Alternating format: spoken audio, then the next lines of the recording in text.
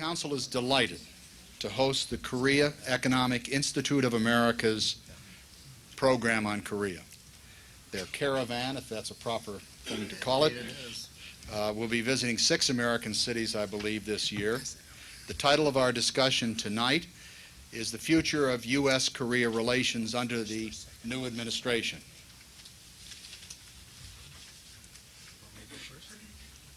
Mr. Robert Warne, who is the president of the association, or the institute, will moderate and chair this evening's panel. He'll be joined by the Honorable Donald P. Gregg, former ambassador to Korea, by James P. Zumwalt, who is the Assistant Director for Economic Affairs, Office of Korean Affairs in the Department of State, of course in the Bureau of East Asian and Pacific Affairs, and who is responsible for the Korea-American economic relationship there. And Ambassador Robert G. Rich, who's Vice President of the Korea Economic Institute of America. And sometimes programs can be too timely. And this afternoon, Ambassador Han is with Foreign Minister Han, who arrived in the United States last evening to discuss the North Korean situation with major or senior administration officials, including Secretary Christopher. And so Ambassador Han is joining Foreign Minister Han in talking about North Korea with Mr. Christopher instead of the Council on Foreign Affairs tonight. But we're very fortunate that Mr. Chung Kim, Minister for Economic Affairs with the Korean Embassy, is filling in for Ambassador Han. So we have a very distinguished panel. And in the interest of brevity, let me very quickly make a few comments about our guests. From your right to left, my left to right. First of all, the president of the Korea Economic Institute, Mr. W. Robert Warne. He was with the State Department for a number of years. He served as director of the Latin America Economic Policy while at State in the mid-'80s. He's been with OECD in Paris, France on economic, which is, of course, headquarters in Paris. He was part of the U.S. delegation there, 86 to 88. And most recently, since 1990, president of the Korea Economic Institute. And on his right, moving to your left, Ambassador Donald Finney Gregg, a graduate of Williams College, a career officer in the Central Intelligence Agency, which he joined immediately after leaving Williams. He was assigned primarily to Japan, Burma, Vietnam, and Korea. He was special assistant to the U.S. ambassador in Korea in 1973 and was decorated in 1975 by the Korean government. He served in the National Security Council staff, being in charge first of intelligence activities and then for Asian policy. He served as the National Security Advisor starting in 1982 to then Vice President Bush. Upon retiring from the CIA, he was awarded the CIA's highest decoration, the Distinguished Intelligence Medal. During the last decade or so of his career in Washington, he also taught at Georgetown University. And from 1989 until early 1993, he served as the United States Ambassador to Korea. He presently is chairman of the board of the Korea Society in New York City. Mr. Chung Kim received a degree in international relations from Seoul University. He's done master's study at our Johns Hopkins University, located in Washington. He's been in the foreign ministry since 1968. He's been posted in Tokyo, Washington, Hong Kong, has served as Senior Secretary for Foreign Affairs to the Prime Minister of Korea, and as Director General of the Asian Affairs Bureau of the Foreign Ministry. He presently serves as Minister for Economic Affairs at the Embassy in Washington. Mr. Zumwalt, as I said, is responsible for managing economic relations with the Republic of Korea. He worked in the Trade Policy Unit in the U.S. Embassy in Tokyo before taking this most recent post. He was country officer for the Philippines, primarily responsible for political military affairs. He's also worked in the office of the U.S. Trade Representative. And finally, the Honorable Robert G. Rich is Vice President of the Institute. He is retired from the Foreign Service with the rank of Ambassador. Most of his service in the State Department was in Asia, Korea, Indonesia, and the Philippines primarily. He entered the Foreign Service in 1957 and retired just a year or so ago. These are all too brief comments on our distinguished panel. Our format for tonight will be that the panel indeed will be chaired by the president of the Institute, Mr. Warne. We will end the session at 7:20. Introductory remarks will be made by Ambassador Gregg and by Mr. Kim. And from that moment on, the program, the questions will be handled by Mr. Warne. Let me now turn the program over to Mr. Warne, and let me welcome our guests most warmly. Gentlemen.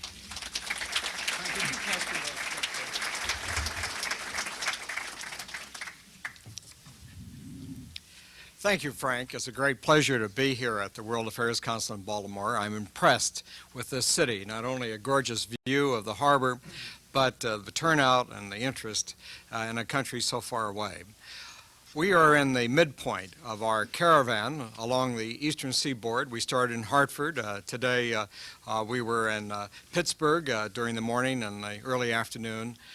We will go on from here to Atlanta, New Orleans, and New York to wind up. The purpose of this caravan is to geographically cover the East Coast on an intensive discussion of Korean-U.S. relations from all aspects, political, security, and economic. I realize that many of you have questions about the current security situation, and indeed we'll focus our afternoon on that. But we'll be glad to deal with questions from any other area, particularly economic, and our panel is designed to hopefully to respond in an expert way to whatever might be on your mind. I also wanted to just say a little bit about our institute. I think many of you may have picked up this quarterly brochure that we send out, and if you're interested in being added to our mailing list, please see me afterwards or Bob Rich, and we'll be happy to put you on our list. Also, we have an annual report, a series of articles on the bilateral relationship, everything from the North Korean economy to our current dialogue with Korea on economic issues, and we would be glad to include you on that, particularly those of you who are teaching on Korea or aspects of Asia. I think you might find it a useful reference material. The issue tonight is the future of U.S.-Korea relations under the new administration. And I don't think there's anyone better equipped to begin than Ambassador Donald Gregg, who served 3.5 years as our ambassador and in the last several months been heading up the Korea Society in New York. It's my pleasure to introduce Ambassador Gregg. Thank you, Rob. Before I say anything, I have one question for the audience here. The future of U.S.-Korea relations under the new administration. Now, there are two new administrations. There's one in Korea and one in the United States. Now, which one are we talking about? Oh. Wait a minute. I didn't ask you. Do you want are you interested in under Bill Clinton or under Kim Jong-sam or both? Both. Then we'll have to talk twice as long. I should also say that I'm doing a fair amount of traveling around talking about Korea, sometimes under World Affairs Council auspices and sometimes under the Council of Foreign Relations, another organization you may have heard of. And it's very interesting, the the size audience that shows up for a discussion on Korea in various cities. And without any political intent whatsoever, I would just toss off a couple of cities and tell you the number of people that are interested in Korea in those cities. Little Rock, 12. Nashville, 50. Pittsburgh, 100. And Baltimore, you name it. Congratulations, Baltimore is the clear winner. I can't claim to have read Henry Kissinger's new book. It's 912 pages, and it's just out, and as usual, there's a good deal of self-serving rhetoric in it, I'm told. But there's one great quote in it which I thought I would toss out, and I would urge you to keep it in mind. If you don't read the book, and I don't know how many of you will, remember this quote, because I think it sums up very clearly the problems that the United States is facing today. And Kissinger says, for the first time, the United States is being forced to deal with a world that it cannot dominate and from which it cannot withdraw. We cannot dominate it, and we cannot withdraw from it. And there is a new formula for our relations with the rest of the world, which we are in the process of figuring out. And I'm not sure how far along the road toward figuring it out we are. But it's within that sort of philosophical framework that I would like to talk a little bit about the Korean situation. I know you're all interested in the nuclear issue. My friend and colleague, Minister Kim, will talk about the nuclear issue. I will say a few things about that, and I hope we'll get into it in the question period. But my first statement on the North Korean nuclear issue is don't panic, or calm down, whichever fits you better. The situation, I think, is one in which the United States and South Korea are operating from a position of strength. North Korea is working from a position of isolation and weakness. Time, I believe, is on our side, not theirs, and it's very erroneous to think about the situation in North Korea purely in proliferation terms. You have to look at the broader situation there, including North Korea's isolation, the fact that it knows that it needs to change the way it relates to its own people if it's going to survive, the fact that the United States and South Korea and Japan and China have been able to keep quite intact a solid coalition in terms of dealing with North Korea.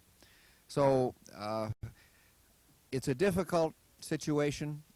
I think the road to a solution is going to be paved with many crises, sort of breakdown of dialogue, reneging on supposed agreements, but I think in the long run we will persevere. I'd like to say a little bit about President Kim Young-sam, who has, I think, had a remarkable first year in office. I was still in Korea when he gave his inaugural speech on the 25th of February in 1993, and it was unlike any speech I had heard a Korean politician give in all of my years there. It was really more like an American politician's speech. He spoke about the need for a new Korea, and he gave his predecessor no credit whatsoever for anything. And so in that way, he really sounded quite a lot like an American politician. And I say to my Korean friends, Kim Young-sam is dancing on a floor that No Tae-yu laid down for him. And I think more and more Koreans are realizing that that's the case. But at this point, it is Kim Young-sam in the limelight. And he has really undertaken a very ambitious agenda, and I think has been doing very well. His two mottos have been change and reform, and he's made a real effort to get rid of corruption. And so he has tried to clean up on corruption and also restructure a number of the institutions in Korea.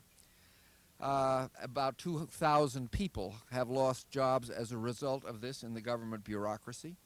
And really he has taken on very tough issues in an extraordinarily energetic way. And how was it possible for him to do that? I think it was because he was absolutely above suspicion. He was not anyone who had taken a bribe or who had been on anyone's payroll. He came in with an extraordinary record as a politician in opposition. These are just a few of the things that he's done. Financial disclosure. Until he became president, you could make an investment under any name you chose. You know, who's the governor of Maryland these days? Governor Schaefer. Governor Schaefer. I mean, you could make an investment in his name. You know, it wasn't yours. But now, if you're going to invest in Korea, you have to use your own name. The budgets of Blue House and the intelligence agency are now subject to audit. They never have been before. There is legislation in limiting expenditures and donations by political figures, something that we might think about doing ourselves. The intelligence agency is prevented by law from reporting on political activities in Korea. That is an extraordinary step. When I first went to Korea in 1973, the Korean CIA, then headed by a man named Lee Hoo-rak, second most powerful man in Korea, and it was what I called a polemical intelligence agency. It said it was interested in North Korea, but what it really was interested in was in keeping things quiet in South Korea. And its major focus was on reporting on domestic political activities. That's now ruled out by law. He has also strengthened the judiciary. He's moving toward local elections. Up to now in Korea, the Blue House appointed everybody down to village-level mayors all over Korea. Nobody had a chance to elect anybody. And as that local autonomy flows downward, Korean democracy is going to be much stronger. There's going to be a local election next year. The Seoul mayor is going to be elected, and that's going to be an absolutely fascinating thing to watch, because at this point, there's no idea who will replace Kim Young-sam as president of Korea. Nobody is anywhere on the horizon, but the man who's elected mayor of Seoul will have an extraordinary platform from which to build a status to run for the presidency, which is less than 4 years away. Economic reform is more complicated. He's had two lines of thinking.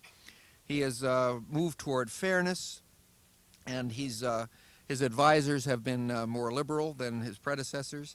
And he also has some pragmatists advising him, and there is some waffling back and forth between these two groups. But I think that President Kim is moving more toward the pragmatic position. Deregulation and globalization are two phrases that you hear from him often, and he needs to get going on this. Korea at this point is not as attractive a place to invest in as it should be and as it will be. But the two main antagonists that President Kim have are in North Korea and his own bureaucracy, not in the foreign ministry, but particularly in the Ministry of Finance and in some of the other domestically oriented ministries. But I think that President Kim has done a remarkable job in his first year. Probably the toughest decision he made was opening up the Korean rice market over time to foreign imports. This he did to get Korea under the GATT umbrella and under the Uruguay round. This was very tough, a very courageous decision. There were riots in several cities in Korea after he did it, but they calmed down quickly. So I would say that President Kim has had a remarkable first year. He's the first non-military figure to be president of Korea since the early 60s. He was the right time for the right person at the right time, and I think what he is trying to do and succeeding in doing augurs extremely well for Korea under the new administration of Kim Young-sam. So let me stop at that and pass the microphone to Minister Kim. We'll get back to North Korea in terms of your questions, because I would rather really respond to what concerns you than what's on my mind. So thank you, and here's Minister Kim. Thank you, Don.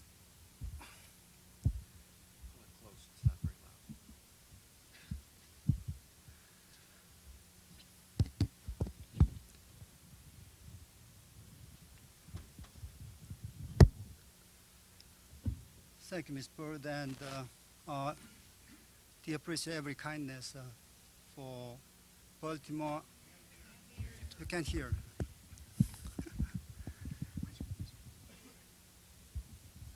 Use them both.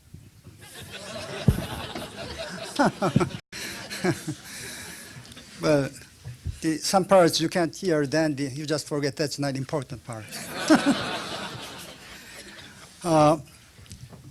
The caravan trip, I wonder whether you have experienced. Well, it sounds very romantic and enjoyable, but it's not true. We came here from Washington, D.C. To Detroit. It took 3 nights. And what we have done in the process, we just packed up and depacked. 3 nights, 4 cities we have toured. That's kind of military exercise.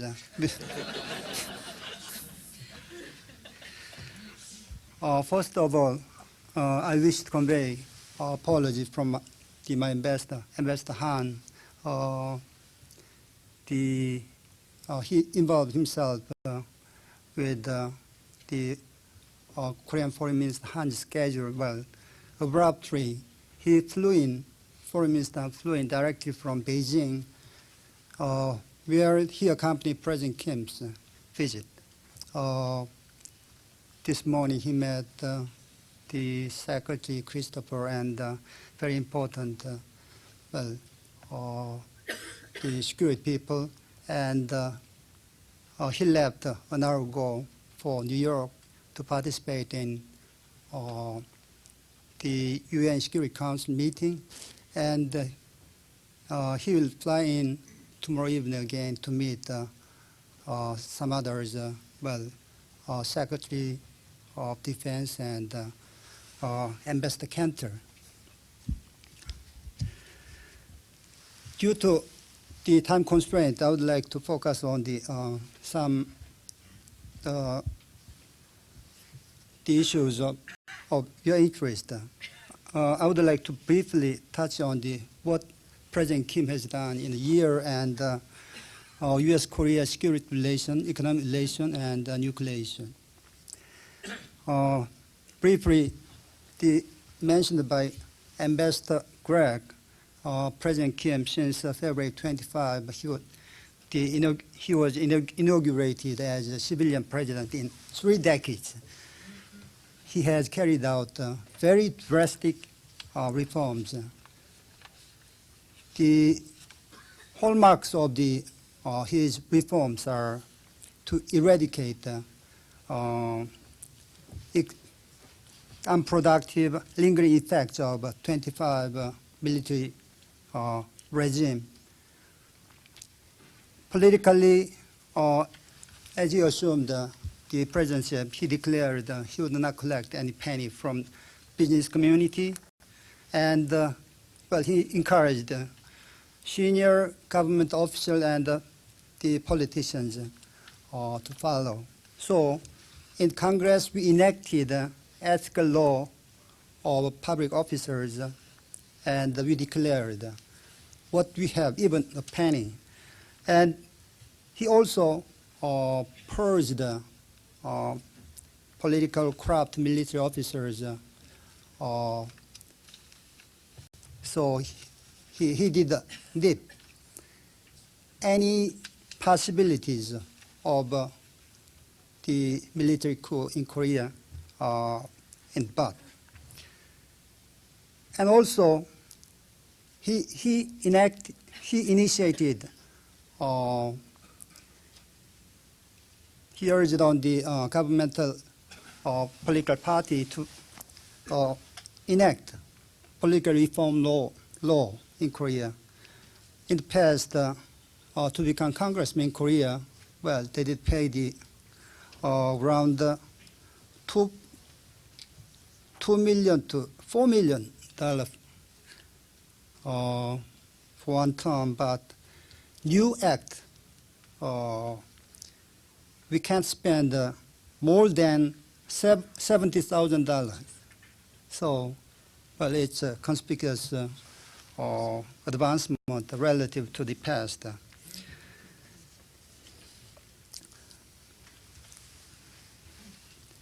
between the U.S. and South Korea, well, as you may be aware, security relations is the linchpin. So far, the Korea has heavily depended on the United States, the military role. However, Korea started to assume a leading security role. For instance, Korea decided to shoulder a greater financial share of defense burden. South Korea will pay 1/3 of the won-based cost for the U.S. forces in Korea by 1995. And for this year, Korea bears a total of $260 million. And also, we are in the process of readjustment between the leading role played by U.S. forces and the supportive role so far played by the South Korean forces. Both agreed at the 23rd Security Consultative Meeting last November to transfer the military operational control of the U.S. ROK forces in Korea to the Korean government by the end of this year. And also, President Clinton reinforced the policy of maintaining current U.S. troops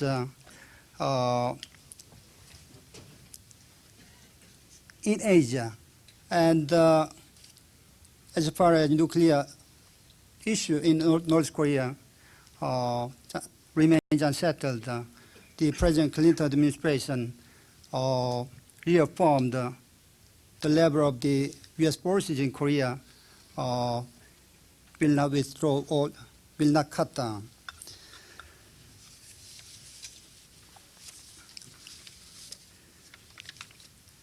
Coming back to nuclear issues in North Korea, South Korea and the United States, both of the countries, we share common goal to deter North Korea from developing nuclear weapons and to ensure that the Korean Peninsula remains nuclear free.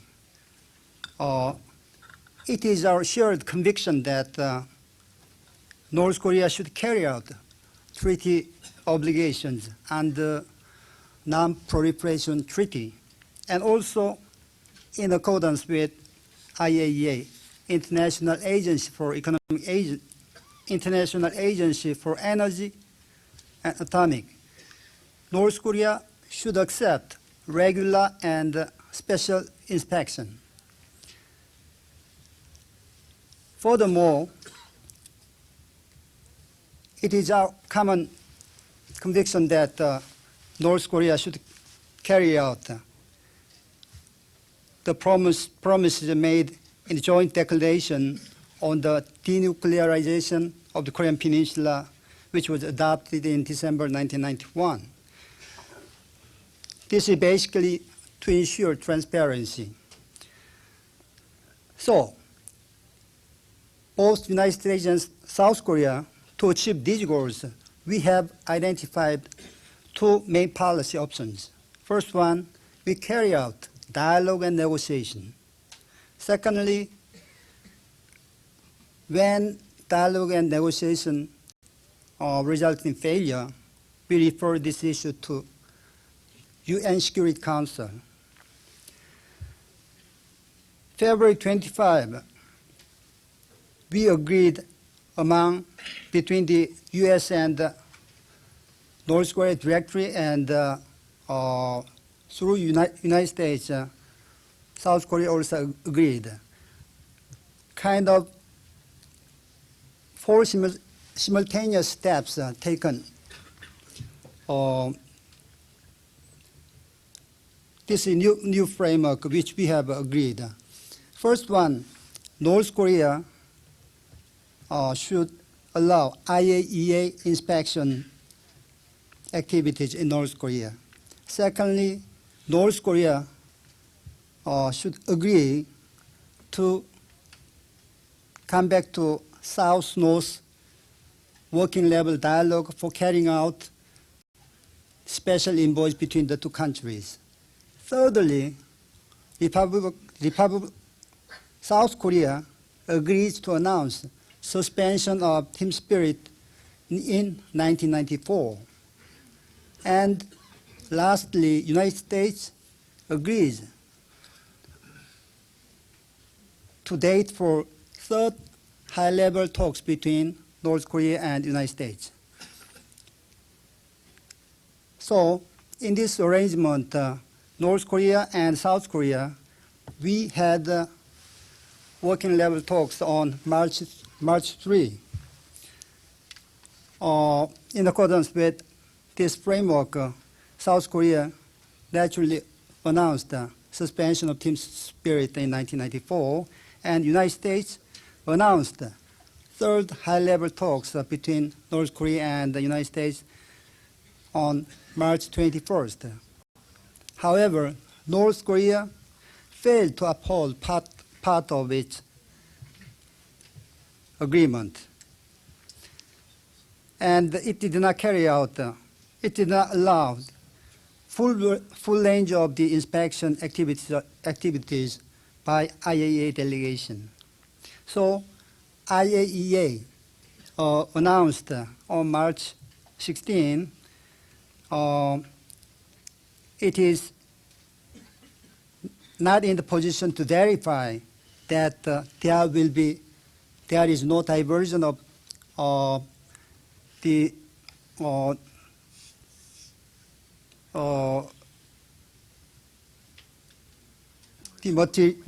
material for nuclear purpose, military purpose.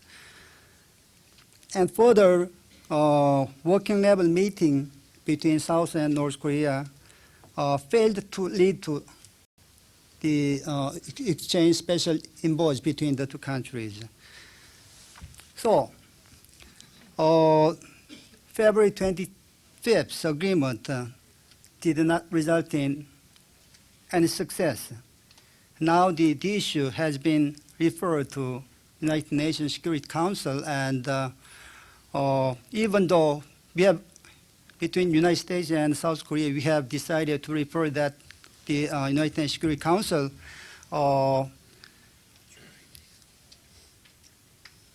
we did not exclude any possibility of talks with North Korea. So presumably at United Nations Security Council, they are going to take the two-stage steps. Tomorrow or very soon, they will at the United Nations Security Council, they will take the first stage resolution urging North Korea allow immediately the receiving IAEA nuclear inspection. And then we will be waiting until the North Korea how to respond to that resolution. In the meantime, Korean military was already put on a higher alert status. This is what is going on, nuclear issue between the two countries. In a nutshell, between the two countries, security, political, and the economic relations in perfect condition. And then especially under President Clinton and President Kim's administrations, we are going to enjoy idealistic relationships. Thank you.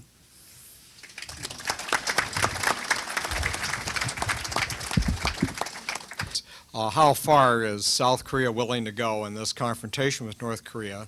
Is it willing to risk war, and or would it rather decide on a compromise such as controls over the use of nuclear weapons should they exist in the North? Minister Kim.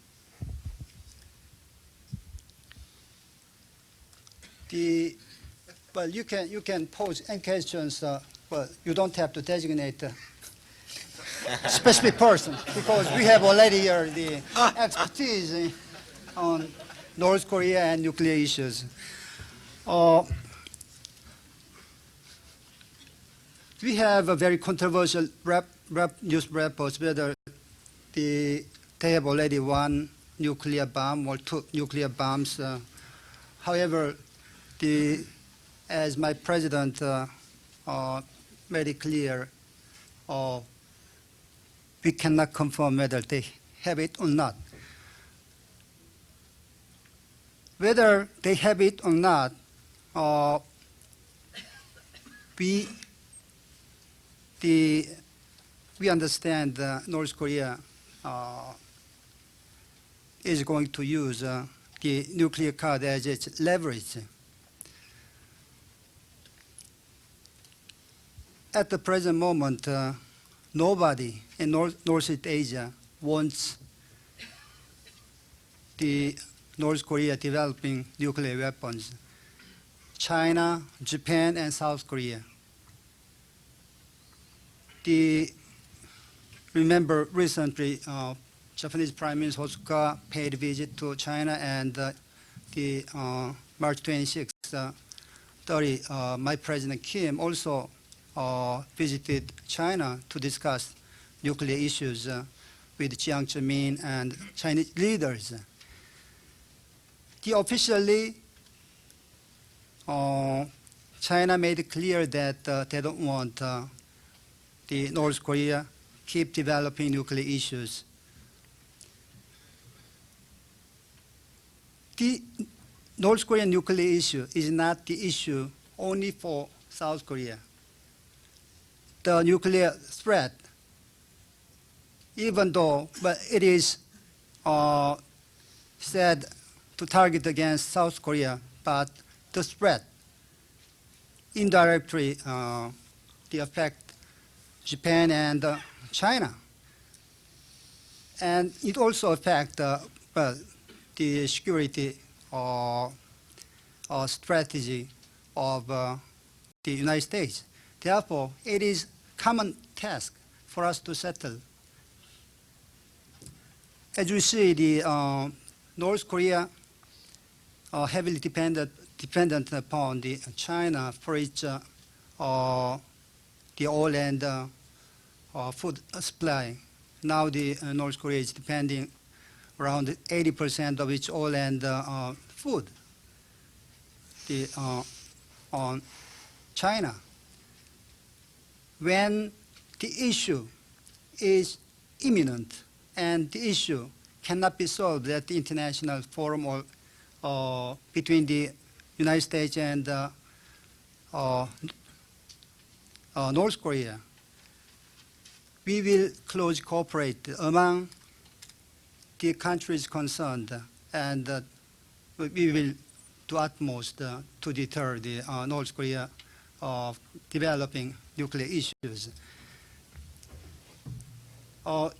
In the meantime, we are going to continue close consultation with United States, and we also carry out dialogues with Japan and China. Thank you. Thank you. Would South Korea have war crime trials against the leaders of North Korea should there be such an eventuality? Minister Kim. Is that right? What are you doing? Would you like me to answer that? Okay. Are you? No, please, you start.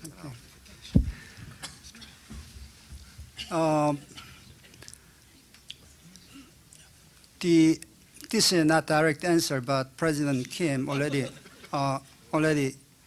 made it clear, announced we are not going to follow the suit of the German pattern of unification, etc. We have never used force throughout our history against any other countries. We are peace-loving people and country. You can believe.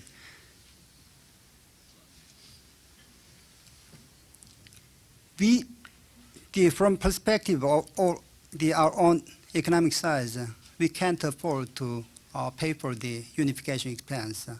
Well, whether it is correct or not, but I cite one example. One of Japanese institute studied and examined. It will take around $200 billion or something like that for the unification expense. Our GMP size, the $300 billion. We certainly we cannot pay for all the unification expense. Well, some of the audience, well, you have visited North Korea. Infrastructure, there's nothing in North Korea, excluding a few highways.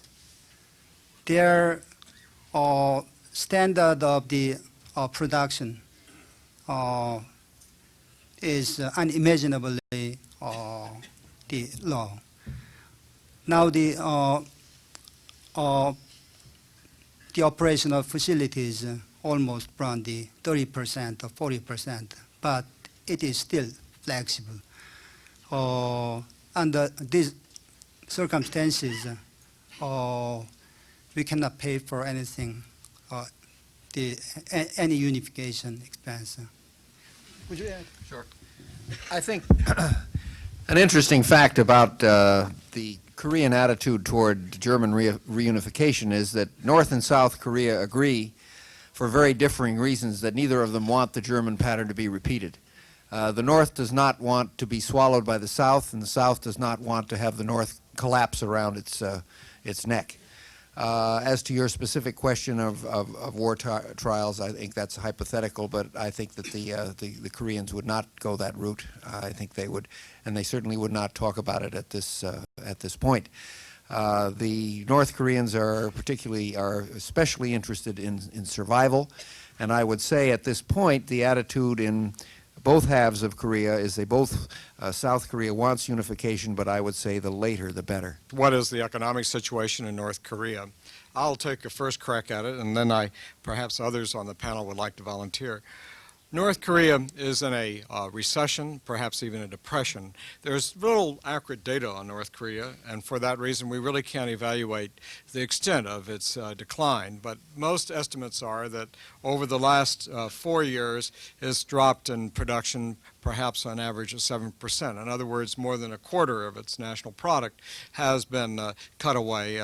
Indeed, there are rumors, and more than rumors, that people are now only having 2 meals a day.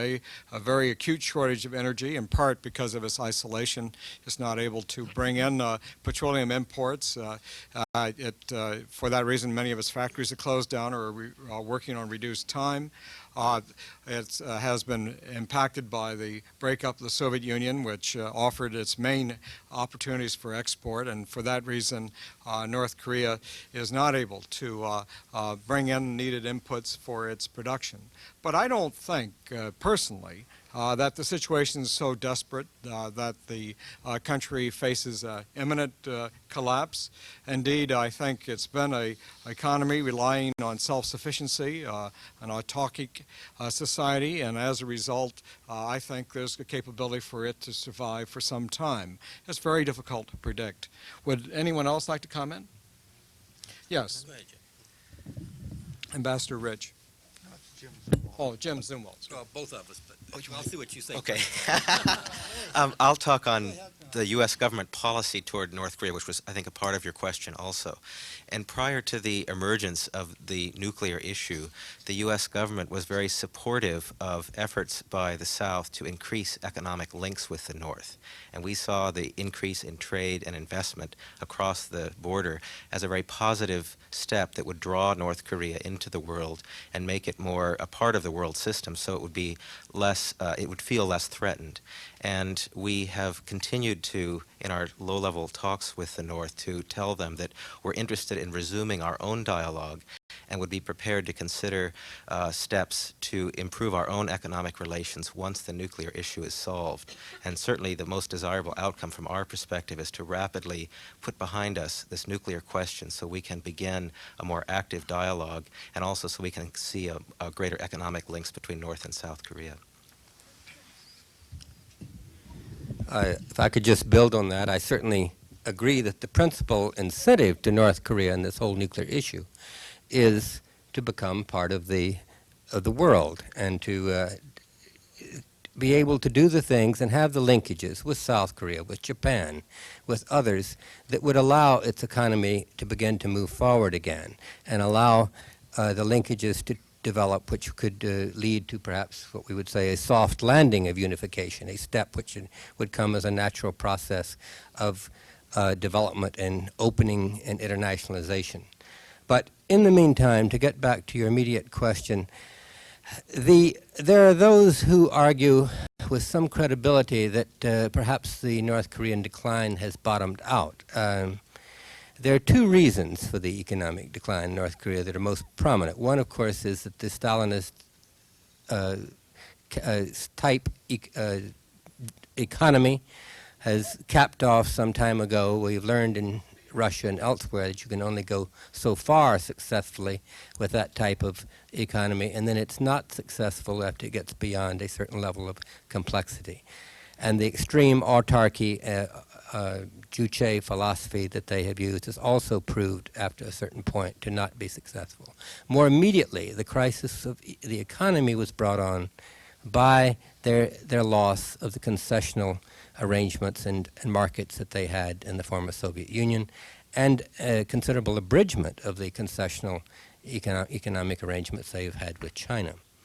The argument that some analysts are making is that the adjustment process of the last few years to that sudden change of their whole international environment has now largely worked its way through, and that there could be some slow growth.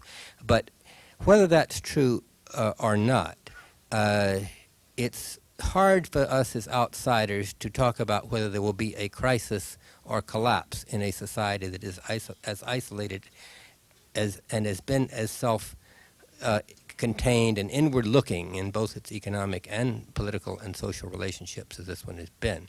So it is not easy to predict that the very dire, difficult situations, economic situations for the average people that you refer to will lead necessarily to a crisis or collapse.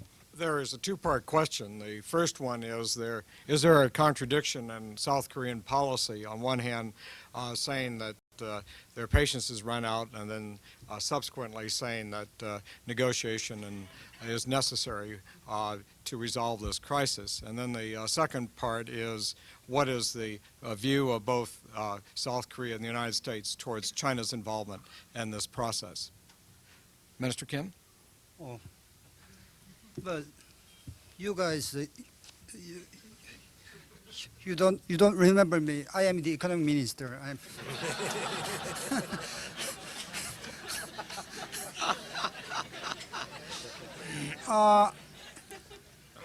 If that is contradictory, the statement and contradictory the position of South Korea, then, well, same as U.S. position. Well, we are not disagreed on any detailed issue as far as North Korea the nuclear issue concerned. Well, whether we are patient or not on North Korean nuclear issue, and whether we will continue to conduct dialogue or not, it's not only the issue of the South Korean governmental public policy, the official policy, or the United States official policy. Nuclear issue is not any country's individual problem. This is a common problem. Directly affected among neighboring countries, the Northeast Asia and United States. So we will, whether we have patience or not, or we are going to continue dialogue or not. It's similar the issue of strategy. As far as the North Korean issue concerned, both countries have made it clear that we are going to approach this issue with carrot and stick. Certainly, we provide carrot, which seem to be,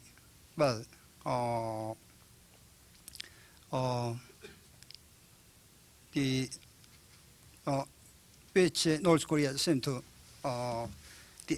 easy to get it. However, when we find that the abbreviation means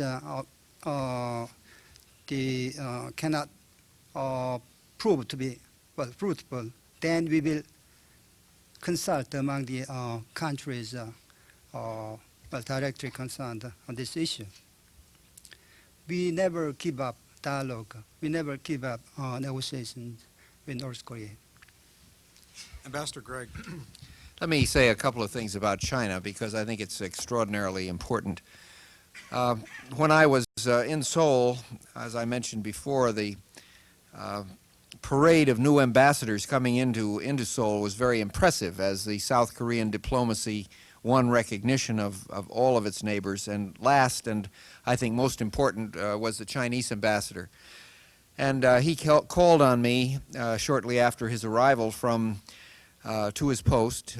He'd spent 15 years in Pyongyang. It's China's leading Korean expert. And we had a long and very friendly and interesting talk. He told me how glad he was to be out of Pyongyang and into Seoul. He said that China realized that South Korea had completely won the economic competition with the North, and that the North saw its role as trying to keep the North Koreans from doing something utterly stupid and urging them on to a path toward moderation. As an example of that, he cited the visit of Kim Il-sung to China in the late fall of 1991. And at that time, Kim had indicated to the Chinese that he was having some economic difficulties and that he faced the despot's inevitable dilemma of how do you adjust your system without losing control.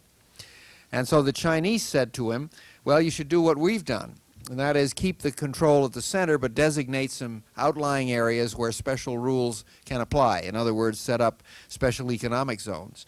And Kim thought that was a good idea, and shortly after his return to Pyongyang, there was talk about the Tumen River Special Economic Zone.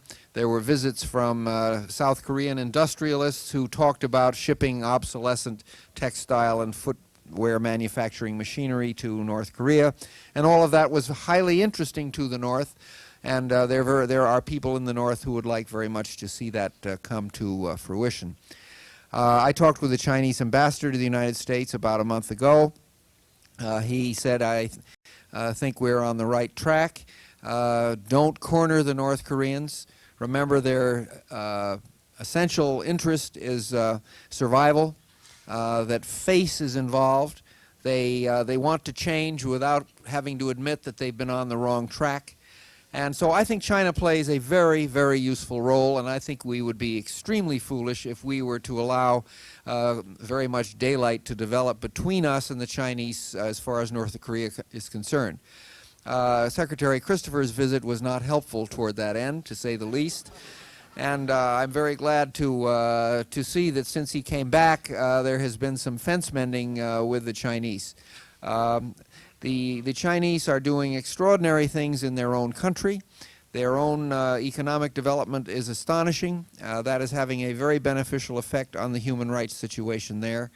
And I think that when you have a question of human rights to talk about with a very proud country, particularly one that remembers such things as the Opium Wars, I think that members of Western societies ought to go in and make their points very strongly, but I think you get much farther when you make them in private than you make them in public.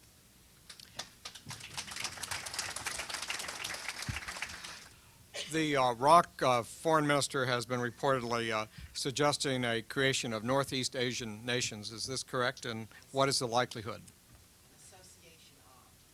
An association of Northeast Asian nations. As far as I know, he did not officially propose that association. He may have talked about possibility, but for the study among the countries concerned, that security arrangement among Northeast Asian countries plus United States. But that's not exclusively to be arranged security arrangement. When you look at APEC, Asian Pacific Economic Cooperation, the arrangement composed of 15 countries in the Pacific and Asian, they have agreed in establishing one security forum in Southeast Asia. They call the ASEAN Security Forum. That will start in Bangkok next year. This is another framework which Foreign Minister Han has proposed. Under the umbrella of APEC, we can think about the possibility discussing regional conflicts, not only in South Asia but also in Northeast Asia. That's why this is in the context of the common interest which has been proposed academically or officially among Australian foreign minister, or Japanese government, and the South Korean government. Thank you. Just one quick comment on APEC. The finance ministers of APEC had a meeting in Hawaii recently, and their main problem was, how do we handle the $1 trillion that's expected to flow into Asia over the next decade?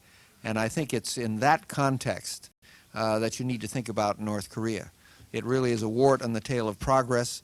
It is desperately anxious to somehow become a part of what is the most exciting area in the world economically, and I think it's our game plan to help them move in that direction.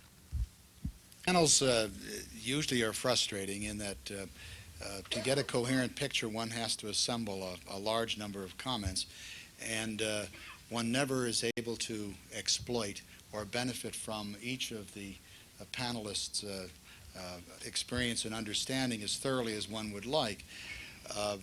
All panels suffer from that.